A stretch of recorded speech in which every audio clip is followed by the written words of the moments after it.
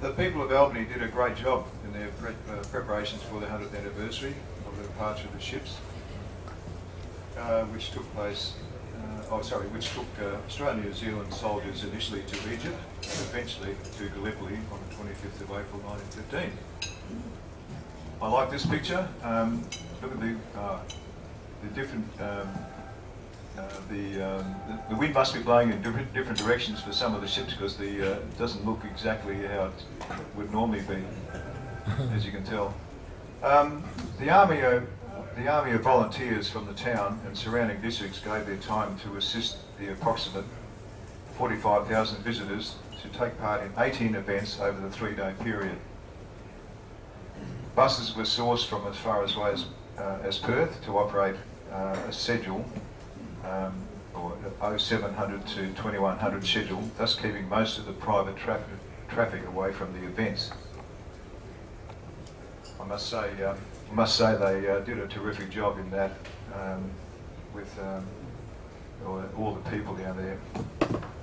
The first official event for the 3 days of the convoy centenary was at Mount Clarence. It was for the Desert Mounted Corps memorial service, and it's held every year and commemorates all the Australian Mounted Divisions, Australian Flying Corps, other Australian and New Zealand units and formations that served in Palestine and Syria. The second event for the convoy centenary events was at the Albany foreshore at late evening on 31st of October, where the huge crowd was treated to a Royal Australian Navy ceremonial sunset. It's only performed infrequently and unreliably performed. The tradition goes back to as far back as the Napoleonic period. On Saturday morning, a flotilla of naval vessels provided a highlight of the commemorative weekend when it sailed into King George Sound to replicate the arrival of the convoy. Then later in the day they moved across the harbour in a symbolic recreation of the first convoy's departure. The ships including a Collins-class submarine, HMAS Rankin, represented the countries of Australia, New Zealand and Japan. I think it's fair to suggest a lot of people don't or had no idea, including myself, that the Japanese had one or two ships on the convoy as well. Friends then and enemies later. On Saturday morning, to a packed audience, a troop march commenced at the top of York Street, which included members of the Australian, New Zealand and Japanese Defence Forces, bands, representatives from the veteran community and a small group of mounted horses representing the original 10th Light Horse. The march took over an hour and was greeted with high acclaim. In the evening, the Australian and New Zealand Prime Ministers, our Governor-General, WA Premier and representatives from many countries made speeches, followed by a solemn wreath-laying ceremony. That's the end of my little contribution. G'day gentlemen, I'm not going to talk to the slides, I'm going to just ad-lib and while that stuff's on behind me. But what I have brought is some of the books and bits and pieces that I picked up. If you'd like to pass these around to each of the tables, I'll quickly talk about these. These books on Gallipoli were given away by the organisation there, and absolutely outstanding. I was there for the week. I went down on the Tuesday and then left on the Sunday, and I booked my accommodation up 2 years in advance because I knew it was going to be hard to get. And I'm staying at the Dog Rock Motel, and as soon as I got in there I thought, hello, something's going on, because all these guys wandering around with little white curly bits at the back of their hair, and of course they were security people. So the Governor-General was staying at the Dog Rock, so was the Chief of the Armed Forces, so was the Chief of the New Zealand Armed Forces, and so I was in with all the heavies. And I was staying, and if you know the Dog Rock, it's sort of tiered rooms, and I'm right at the back, I'm downstairs. Upstairs is one of my hash house, Harrier mates, so I went upstairs to have a drink with him, and we're sitting on the balcony. He's got an Australian flag, and we've got a glass of wine in our hand, and who comes out but the Governor-General. As he drives past, we stood at the salute, gave him a salute with their left hand, you see, a big thumbs up from the governor. It really was quite fantastic. And he's a lovely guy. And then I got involved in the march past on the last day with the Air Force guys, Tony and Charlie was right at the back. And as we're marching past Cosgrove, who's a bit on the tubby side these days, he looks at us, and behind me is two Air Force guys who are reservists, so they're wearing uniforms that fit, right? Everybody else has sort of got clothes that have been on tight and untidy. And in front of all the dignitaries, he said, how come you two bastards can fit into your uniform at your age, you know, carried on marching. It really was fabulous going. The things that I recall that to stick in my mind is the photographs of all those troops marching off to start with, and the great grins on their face, and they're worried they were going to miss out on all the fun, and they wanted to get over there to get in the fun before the war finished. And little did they know how shocking the whole thing was. There's in those magazines and books that I'm passing around, there's stories about all the various activities and the adverts and things like join together, train together, embark together, fight together. Of course, the thing they didn't put on was die together.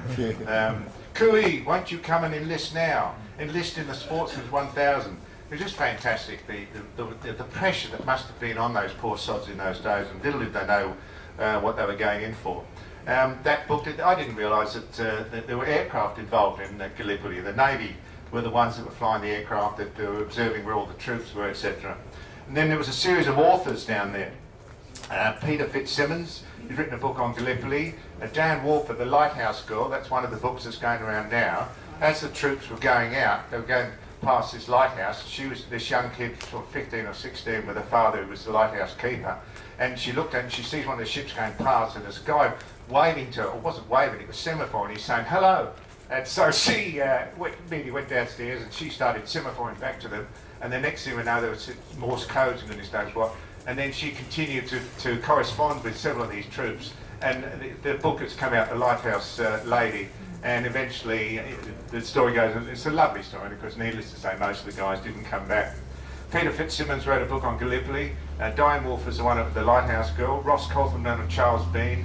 Roland Perry on The Light Horse. Ted Egan, he's a singer. He was very good. He was told this story about the 100 years, and he had us almost in tears, because he was talking about relatives and goodness knows what. It really was quite moving. And Monash, was eventually got to be the best general in the First World War. The reason he didn't get, one of the reasons he didn't get promoted was that Bean and Murdoch were anti-Semitic, and Monash, being a Jewish, they had put the veto on him getting promoted. And the wonderful thing is that when the Gallipoli campaign was turning bad, information was not getting back to Australia as to what was going on. Bean won the sort of vote to be the official historian, so he's over there and he would write reports of the battle, but it got severely censored. So he wrote two copies, one that was used in the day-to-day reporting back to England and Australia, and the other one he kept a record of, that he wrote the official history afterwards. Murdoch missed out. Murdoch was only about 37, 38 years of age. That's the father of the present Keith Murdoch. And he got sent, he was very good friends with the Prime Minister of Australia, or Premier of Australia, and they played golf together at the Riversdale Club in Melbourne. Anyway, he sent him via Gallipoli to find out what exactly was going on, and Murdoch went round and interviewed from the lowest of the troops to the highest of the senior officers, and realised what an absolute debacle it was, a complete and utter cock-up for whatever reason. So he wrote, and he spoke to the Australian commander, who wrote a detailed report, and then the British security people confiscated it. So when he gets to London eventually, where he was going to be the official correspondent, he then wrote a report and sent it back to Australia, and that's when the decision was made to come out of Gallipoli. And Murdoch, it's just amazing the amount of influence that the family of Murdoch has had on our society for this 100 years, when you think that he was involved in the Gallipoli War, and look at what Murdoch does today with all the press, etc. These things were absolutely fantastic. The night shows, as you say, there were volunteers everywhere. All the shop windows had little stories by each of the schools. Each class of the schoolroom had wrote little stories. There were 30,000 poppies that were planted on the beach at Middleton Beach, and they were sewn knitted by the Salvation Army ladies, Red Cross ladies. It just was an absolutely delightful weekend. So Oh, and of course, the other thing that was surprising was that there was no representative from the UK there. Every other nation, bloody Turkey, France, Belgium, all these hierarchies were there, and but no one from the UK, because they don't recognise any particular battles in this First World War. It's just a Remembrance Day, and as they turned around and said, if we celebrate Gallipoli, then we've got to celebrate all the other events as well. But it was somewhat surprising. And the other thing that stuck in my mind, the very last day when all the proceedings had finished, with the Navy pulled into the harbour and we could go and look at the ships and whatnot, and there was a Navy chopper that was sitting out on the tarmac. Needless to say, I was quite interested in talking to that guy, and he was a senior officer of CFI, and I said to him, how many hours are you getting these days with all the cutbacks? 100 hours a year. 100 hours a year. That's a disaster going somewhere to happen. So anyway, that's it. Thank you.